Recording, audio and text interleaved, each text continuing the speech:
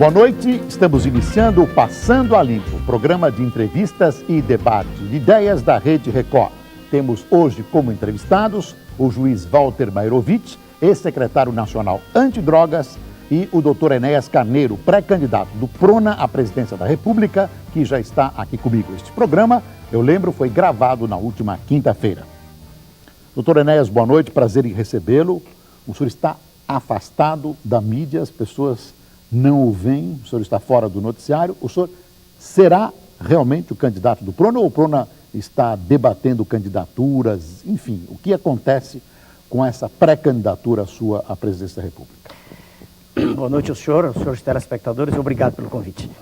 Na verdade, não vai haver nenhum debate sobre isso, especificamente, sobre ser eu ou outra pessoa o nome indicado, uma vez que é consenso, né, no nosso grupo, que o nome indicado é o meu. Não há essa discussão no nosso nível.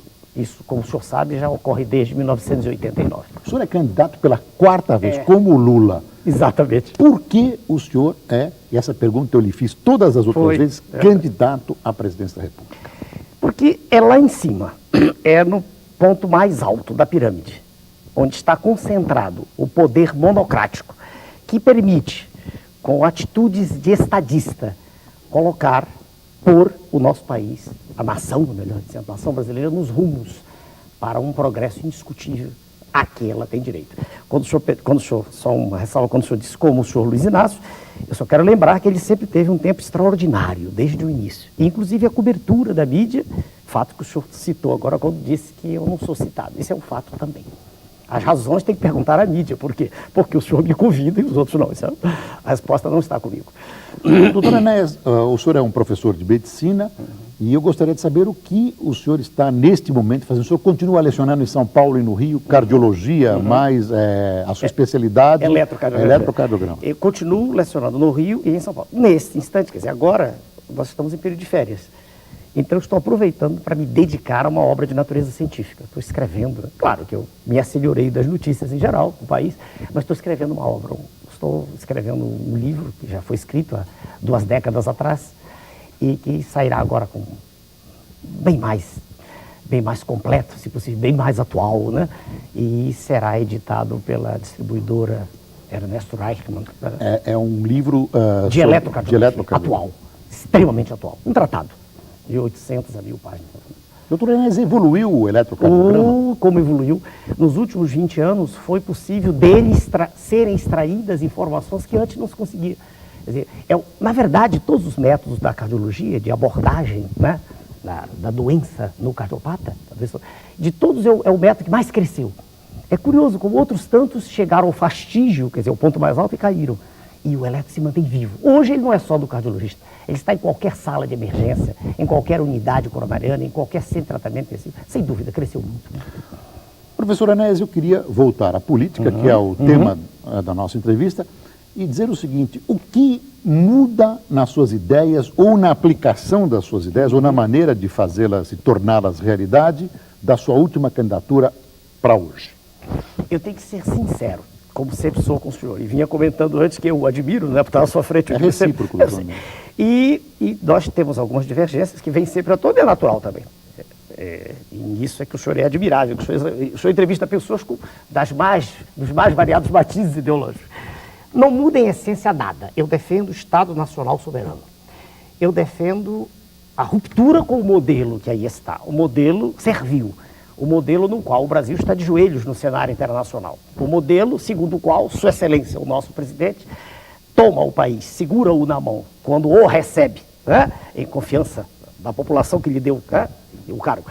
Ele recebe com uma dívida pública de 50 bilhões e, ao sair, ela ultrapassa 600 bilhões. É uma coisa assim, assustadora. E, paralelamente a isso, ele privatizou. Quer dizer, o senhor conhece meu ponto de vista sobre isso. Quer dizer, o exemplo mais fiel de todos é a Vale do Rio Doce, que, a meu ver, foi doada. Então, essas teses continuam as mesmas. Eu defendo a ruptura com esse modelo.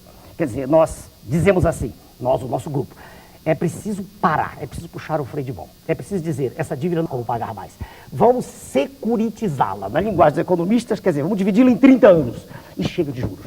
O senhor dirá mais ou menos o que a Argentina está fazendo aqui. Eu imagino que deve estar aí na pauta. aquilo ali é só um empurrãozinho inicial. Eu não creio que vá continuar mais à frente. Mas Agora, doutor Enéas, o que o senhor diz é real, quer dizer, todos nós até gostaríamos de resolver a situação do país, mas o país está dentro de um contexto internacional e essas decisões não são decisões unilaterais. O presidente Fernando Henrique muitas vezes foi tangido a assumir essas posições em função de outros problemas nacionais. Aí que está uma das nossas divergências. A impressão que eu tenho muitas vezes é que o senhor imagina que, eleito presidente da República, o senhor vai assumir um país onde o senhor pode tudo, o senhor terá que ter maioria, o senhor terá que enfrentar interesses representados no parlamento. Como fazer isso tudo? Como impor as suas ideias? Vamos lá.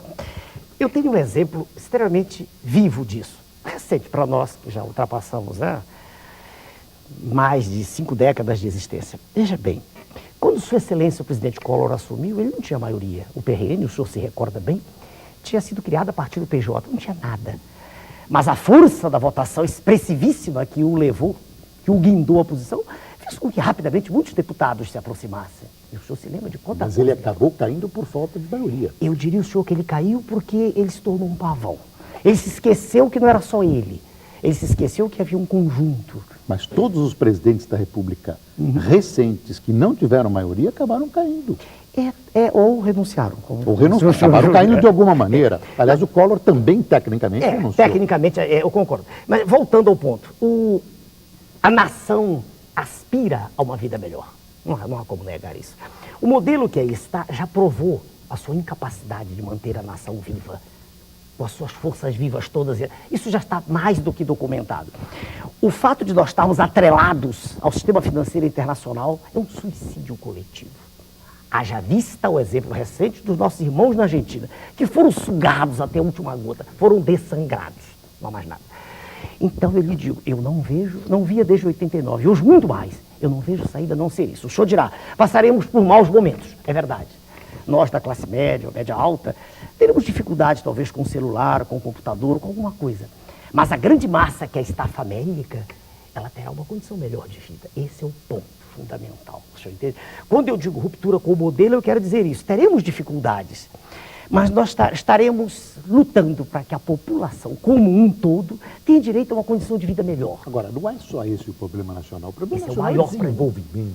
Mas é o maior. Veja o senhor, são em números atuais, são 120, não precisando, mas eu os tenho de cabeça, não preciso de papel, 120 bilhões de reais por ano. São 10 bilhões de reais mês. São 330 milhões dia. São 13 a 14 milhões por hora. Não há quem aguente isso. É impossível. Isso está levando toda a economia, veja o senhor, a um precipício. Porque não há dinheiro para as escolas, não há dinheiro para tirar aquelas pessoas dos barrancos, não há dinheiro para coisa alguma, para as rodovias, não há para nada. Agora, algum país no mundo conturbado em que nós vemos fez isso com sucesso, rompeu com sucesso? Veja. Nem Cuba, nem a China rompem. Veja. Não, a China não está tão dentro do sistema financeiro. Dentro da roleta, não. Tanto quanto nós, não. A China, aliás... A China está aceitando investimentos internacionais, quer dizer, a China está tanto quanto necessário. Exatamente. E nós? Aí que vem a pergunta. Nós também. Não. Aí que é a nossa divergência.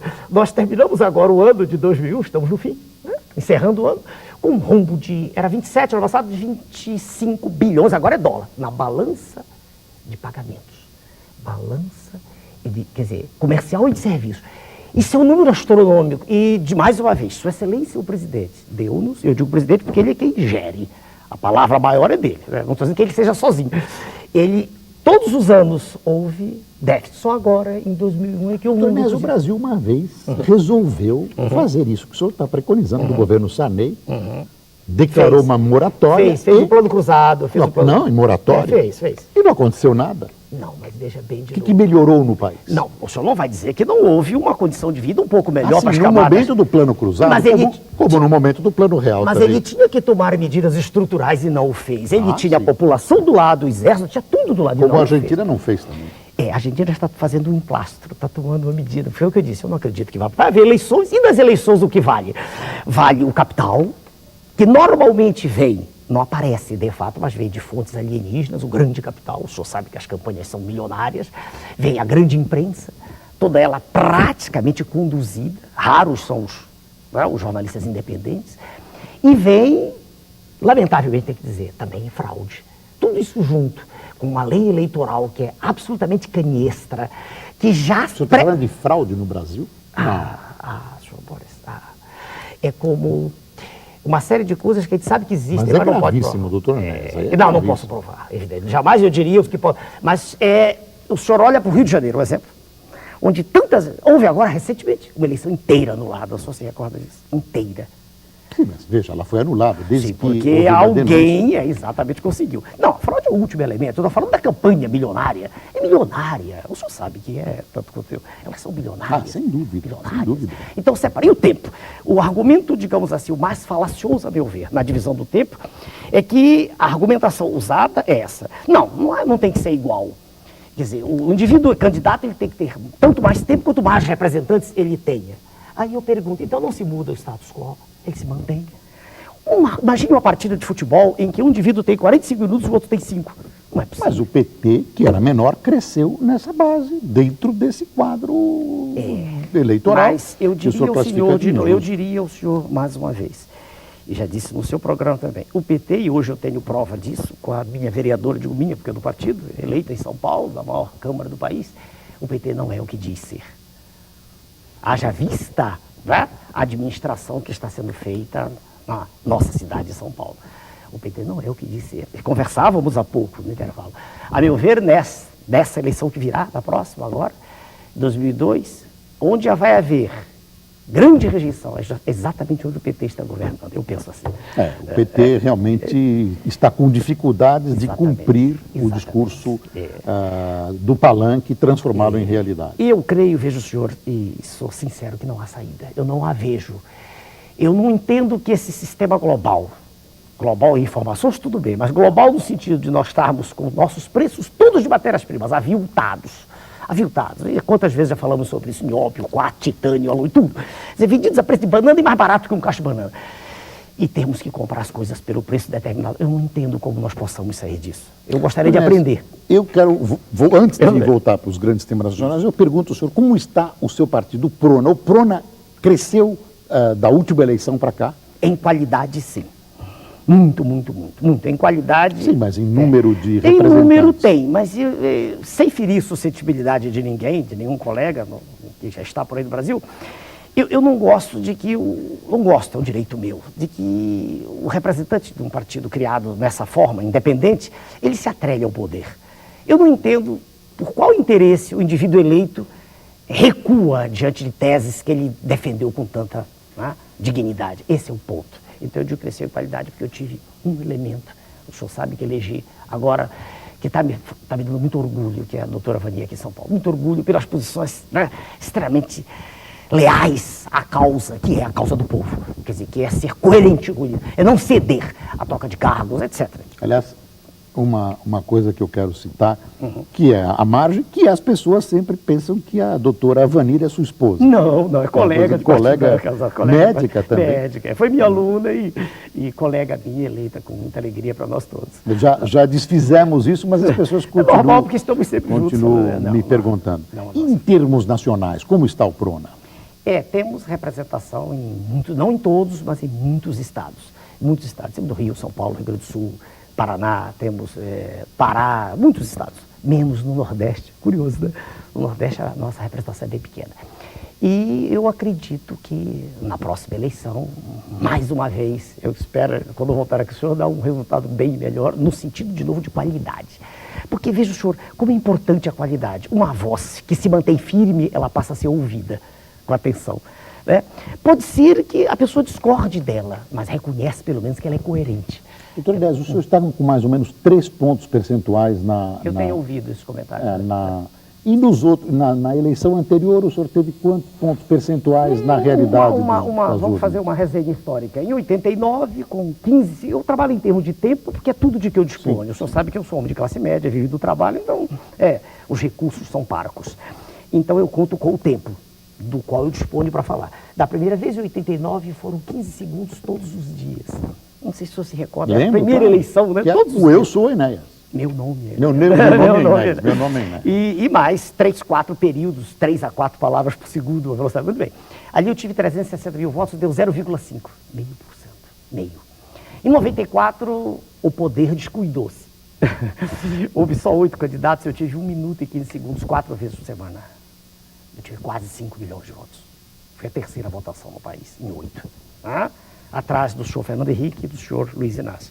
Em 98 houve o fenômeno bomba, que o senhor acompanhou bem, né? A distorção da tese que eu apresentei, do domínio da tecnologia nuclear, e eu tinha menos tempo, tinha 37 segundos.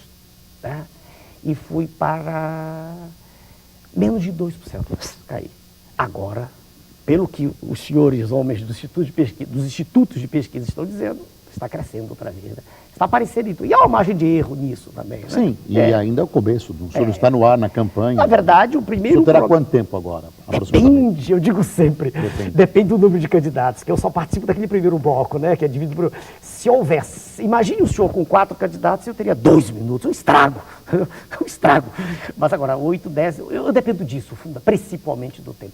Doutor Enéas, nós vamos fazer um intervalo e eu queria, depois do intervalo, que o senhor recolocasse essa questão da energia nuclear, da bomba atômica, tudo isso que o senhor disse que houve uma distorção da sua colocação. Nós voltamos já entrevistando o candidato à presidência da República, ainda pré-candidato, Enéas Carneiro. Até já.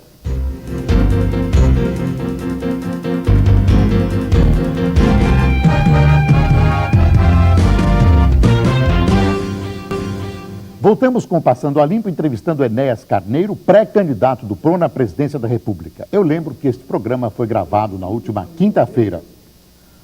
Doutor Enéas, nós deixamos no ar a questão da energia nuclear, que foi uma questão que o senhor disse distorcida na última campanha. Eu me lembro que o senhor colocava a necessidade do Brasil ter uma bomba atômica. Nós divergimos, que eu dizia, olha, tem que ter a tecnologia, mas a bomba não. Me lembro que o senhor queria a bomba. Vamos pegar um exemplo antigo, 1945, da nossa geração, em que a cidade de Hiroshima foi preparada, coitadinha da cidade, não tinha nada a ver com a briga no Japão, e lá os Estados Unidos, né, testaram o poder nuclear. Se o Japão tivesse, logo depois foi Nagasaki, né, se o Japão detivesse o controle, né, o ciclo nuclear, e pudesse responder à altura, jamais teria sido debatido. Então a tese, na verdade, básica é que, essa é a tese, é que um país soberano, ainda mais com as dimensões continentais, como é o nosso caso, ele precisa estar no clube, ele tem que ter. Ele tem que ter a condição de fazer, ele não pode ser proibido de fazer. Isso nós concordamos. Eu disse numa convenção, e a partir daí um repórter extremamente sério, permita-me elogiar da CBN, o senhor Heródoto, perguntou, doutor Enéas, o senhor disse isso mesmo? E eu poderia ter recuado. Mas o senhor me conhece, eu mantive, não, eu disse isso. E a partir daí foi um estrago.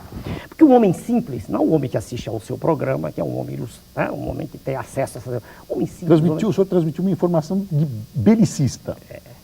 O que ficou, e apareciam exemplos assim, vai jogar bomba no meu quintal. Eu vi isso de pessoas humildes, né? Não tem ideia do que é a bomba atômica. Veja bem, ficou um homem que quer declarar guerra, jogar na Argentina, não era nada disso. O que eu queria era a condição de soberania ditada a partir do domínio tecnológico, de dizer assim, respeitem-nos, deixem-nos em paz. Haja vista o fenômeno atual, agora dos nossos dias, Índia, Paquistão. Eu conversei também com o senhor há pouco. Eu não creio que haja conflito nuclear, apesar de as manchetes estar alertando iminente, não vejo. Porque os dois países sabem as todos dois detêm o controle, então há o respeito recíproco. Agora, se um não tem, o risco é muito grande. Esse respeito ou medo, né? Ou medo, exatamente. Sabe que vai levar uma bomba em seu território se detonar. O senhor imagine o seguinte, com uma bomba pequena, como aquela de Hiroshima, não se vai destruir os Estados Unidos, absurdo, né? Mas se faz um estrago em Washington, né? Muito grave e que tem consequências. Enéas, o senhor falou em Washington e eu gostaria de saber o que o senhor pensa sobre a ALCA, que é um assunto novo em relação ao último pleito presidencial. De novo, a Associação de Livre Comércio é uma coisa interessante se nós estivéssemos lá sentados, como estamos eu e o senhor, discutindo como adultos. Mas da maneira como tudo ocorre sempre, em que o Brasil fica de joelhos, eu não gosto. Mas o Brasil, nessa oportunidade, está analisando as vantagens e desvantagens. Mas eu tenho talvez já esse defeito. Eu não creio mais. Entenda, não é nada contra a pessoa do nosso presidente. Inclusive eu estive com ele, é um homem extremamente simpático, não é isso. É a maneira como... Você esteve quando com ele? Na eleição presidencial. Ah, sim. Que Você teve sentamos. recentemente? Não. E o Mercosul, como é que o senhor vê? O fenômeno no Mercosul, nós sempre tivemos um problema. O senhor se recorda quando o real foi implantado, nossas tarifas todas foram lá para baixo. O senhor se recorda também. Claro. Para quê? Para que pudesse haver supervalorização da nossa moeda criada. Eu fui contra aquilo na ocasião, né? Me manifestei contra. O real foi mantido daquela cotação artificialmente. Aí o resultado hoje. Nós estamos com um dólar em torno de 2,5, oscilando para mais, para menos. Quer dizer, então, de novo, o fenômeno continua o mesmo. O Mercosul é uma beleza na medida exata em que nossos interesses... O Mercosul é muito bom, na medida em que nossos interesses... Nossos, da nação. Não adianta nós falarmos em amizade entre nações. Não existe isso. Existem interesses, sempre. Sem dúvida. Sem dúvida, esse é o ponto. Então, não tenho nada contra essas organizações setoriais, elas são importantes no mundo moderno. Como eu nunca disse assim, vamos nos afastar, não vamos comprar nada, não, eu nunca disse isso. Vamos pensar assim, nós não temos zircônio para energia nuclear. A França tem. Sentemos-nos à mesa. Os senhores têm zircônio, mas nós temos outras coisas. Nós temos um rebanho, nós temos uma agricultura cuja safra pode ser duplicada, triplicada. Nós temos só 13% da área utilizada. Por quê? Entende? Vamos usar o que nós temos, vamos usar sol. Já conversamos uma vez sobre isso. Sim, mas quem é que vai comprar, doutor Enéas? Quem vai comprar? Quem precisa. Sim, mas Veja os países não, da Ásia. Mas os países da Ásia e da África que precisam, não têm dinheiro para pagar. Mas é que está de novo, no momento exato em que um país se levanta contra esse modelo que aí está e diz assim, senhores, nós precisamos quebrar isso. Nós precisamos criar... Não sou só eu quem fala isso, o senhor lá, os Estados Unidos. Até o presidente Fernando Henrique fala isso. Mas não fez nada no sentido Sim, de mas mudar. fazer como? Como? Tomando as rédeas. Por que ele entregou a Vale? O senhor se lembra do dia fatídico, maio de 97, quando os aviões atravessaram os céus do Brasil? Para que aquela corrida toda? Para evitar, para barrar as liminares contra privados. Por quê? O que o Brasil ganhou privatizando a Vale? O privatizando a Vale continua aí. A Vale não foi levada embora. Não. A Vale o controle sobre o que se extrai, o que se manda para o exterior, deixou de ser nosso. Quem manda hoje é Mr. George Soros, o padrinho do ministro, o padrinho do senhor. O senhor acha que o Brasil, se necessitar rever, não vai rever? Eu acredito o que um governo... O senhor não acha que as estatais brasileiras eram...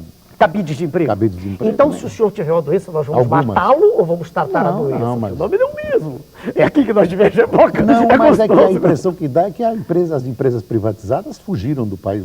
Não, elas estão, mas o controle não é nosso. Mas o controle era nosso. O que se vendeu foi o controle. No momento que nós necessitamos exercer, a soberania nacional deve ser exercida. Então, o senhor admite que ela não está sendo exercida, que haverá um momento... Eu acho que nesse instante não há nenhum óbice para que ela não seja privatizada, inclusive com participação de capital estrangeiro, porque nós não temos... Não, mas a Vale dava lucros. A Vale tinha em caixa muito mais do que foi pago, teoricamente que nem foi pago. Foram LTNs, uma série de concessões que foram feitas, de liberação Então, se não desse lucro, o senhor acha que podia ser privatizado? Olha, uma estatal que seja estratégica, não. Comunicações, minério, não poderia de maneira alguma. Não aceito isso. A hora que a questão da estratégia precisa ser utilizada, basta assinar no Diário Oficial e assinar. O problema é fazer isso. Não, porque mas se chegar a esse ponto... Doutor Enéas, eu queria... Vamos falar de aviões, só um instantinho. Aviões. De aviões. Vamos falar de aviões. O senhor tocou num ponto que, a meu ver, é nevrálgico. Informação de tenente brigadeiro do ar. Tem muitos órgãos de comunicação disseram 300 aviões só na fronteira com o Paraguai. Levam cocaína, quer dizer, tóxicos em geral, armas, etc. Tudo absolutamente ilegal. Avião não identificado. O senhor sabe que já se cogita de mexer nisso, não? E começa a discussão, mas não pode abater o avião. São 300 por mês só na fronteira com o Paraguai. São 10 aviões dia levantando. Não se pode abater. Até gestos obscenos são feitos. Quando o oficial, a Força Aérea diz, desça, identifique, o sujeito faz um gesto obsceno. Essa é uma discussão ainda... Quente. Atual, está nas manchetes, atual. A pergunta é, se o sujeito é um homem de bem que está ali dirigindo, por que ele não desce? Claro, sem dúvida. Sem dúvida. Então, quer dizer, nós estamos sendo coniventes. Quando eu digo nós, digo a nação, através dos seus representantes. Não pode ser assim, não pode ser assim. Os países todo mundo têm um espaço aéreo, que é uma coisa séria. Esse é o ponto, de novo. Doutor Enéas, como é que o senhor analisa uma possível concorrente sua, que é a governadora do Maranhão, Rosiana Sarney, que, repentinamente, Sobe. Sobe nas pesquisas. O senhor acha que ela é um produto apenas da propaganda? Eu não a conheço pessoalmente, mas Maranhão, Piauí e Tocantins digladiam-se pelo último lugar em analfabetismo no país, né? Eu estou citando os três que são os exemplos mais apresentados aí. Então eu não entendo como o Maranhão possa ser apresentado como... De repente, tenho nada contra essa senhora, nem a conheço. Agora... Mas ela é a governadora, neste momento, mais bem aprovada do país pelos seus eleitores, pelo seu o estado. que também não quer dizer nada. O senhor Garotinho é aprovado no Rio de Janeiro e eu não consigo entender. O senhor sabe que a nossa população, principalmente a base da pirâmide, quer dizer, a população mais carente, ela gosta de medidas de impacto. Nós sabemos também disso. Mas ele tem algumas medidas interessantes, tem, outras não. Sem Segurança pública. Sem dúvida. Tem algumas virtudes algumas também. Todos têm. Mas voltando ao ponto, eu não tenho nada contra essa senhora. Agora, do ponto de vista de repercussão nacional, que ela tenha chegado nessa posição, a meu ver, é um tempo enorme de exposição que o PFL usou, e usou de maneira extremamente lúcida. E um aspecto de ser uma mulher, que é importante hoje, nós sabemos disso, e mais ainda, um sobrenome extremamente forte. Sua Excelência, senador, presidente, que guarda o título, foi um nome que ninguém vai esquecer da história do Brasil. O senhor se recorda do Plano Cruzado? Quando não só Dona Maria da Conceição Tavares, mas todos os economistas se curvaram, eu me recordo, eu nem estava no meio político. Houve uma esperança nacional. Então essa senhora tem uma bagagem para trás. Então eu a respeito, claro, respeito os concorrentes. E não Mas o senhor acha que perdura que ela Não perdura? sei. O verbo achar, o senhor também conhece, é difícil para mim. Não sei. E o Lula, que é o seu companheiro de quarta vez? O senhor Luiz Inácio assinou em 92 o Diálogo Interamericano e eu não gostei daquilo, já disse ao vivo, já disse em televisão. Ele assinou um documento que, segundo o meu ponto de vista, de muita gente que defende as mesmas teses que eu, é a base do consenso de Washington, onde tudo que ocorre nas nações ibero-americanas, tudo que ocorre estava previsto. Eu não gostei dessa atitude. Isso, para mim, significou de maneira clara e inequívoca a submissão. Ele saiu, há pouco tempo o nome dele saiu de aula. Uma atitude inteligente, porque seria atacado de frente, né? Eu não gosto da maneira como o PT se comporta, a oposição de fachada, eu não gosto disso. Uma vez interrogados os líderes do PT, outros, os que o assessoram, sobre o que fariam a privatizações, não, nós não mexemos no que foi feito. O senhor deve ter ouvido também. Eu discordo disso. A meu ver, soberania nacional tem que ser a cada... O senhor acha possível mexer no que Claro, foi feito? por que não? Se o valor foi 3 bilhões de dólares, isso não é nada. Isso é juro de menos de um mês. São 10 bilhões, não é nada. Que se reexaminem essas questões. Mas com pessoas, veja bem, que apresentem à população o fato que a população não sabe o que é nióbio, que não sabe nada disso. A população não sabe que a nossa riqueza no subsolo dá para nós sermos independentes. Então, se essas coisas são ditas à população, há uma grita nacional. Não pode, estão tirando o que é nosso. É a história do imposto. Quando eu conversei com o senhor, o senhor tem que pagar o imposto. Por menor que seja, eu penso assim, porque ele sabe que ele está contribuindo. Ele não tem que estar fora do sistema, pequenininho, proporcional. Não, eu creio que essas questões tinham que ser debatidas, apresentadas, e não dizer assim, olha, o estatal dá lucro, dá prejuízo. Não é assim. Não é dessa maneira tão simples que a coisa tem que ser vista. Doutor Nécio, como é que o senhor vê o ex-presidente Itamar Franco, que também pleiteia pelo PMDB ser candidato a presidente da República, bombardeado pelo Planalto? É verdade. O senhor Itamar tem tomado, nos últimos tempos, posições extremamente, nacionalistas, tem sido. Mas, na época dele, ele deixou privatizar uma, se não me engano. Não tenho certeza, parece que foi os Minas. Foi os Minas, Foi, não tem uma privatização. Houve, se não me engano, os Minas. Então, tem tomado posições, tem se manifestado contra esse modelo. É difícil alguém aprovar esse modelo depois de 8 anos, é difícil. E eu estive com ele 2 vezes já. O senhor não acha que o fim da inflação é uma virtude desse modelo? O fim da inflação foi. Mas a que custo? Esse é o ponto. Quer dizer, quando a inflação foi debelada naquele instante, ela era um desespero, eu já lhe disse, houve um confisco de recursos da população de baixa renda, não confisco de poupança, de recursos. Quando foi criada a URV, que aliás é o argentino. Hoje, na Argentina, essa moeda é mais ou menos a URV nossa, aqui daquela, uma transição. Só que, por enquanto, ela não está clara como transição. Mas eu a vejo assim. Como é que o senhor vê o possível candidato do Fernando Henrique, que é o professor Serra? Um economista, sociólogo, economista. Economista. Economista, é um homem, veja, sério, um homem que quando conversa agrada, eu já estive com você também perto dele, mas não entendo como não sobe, tendo toda a exposição e falando em cadeia nacional permanentemente.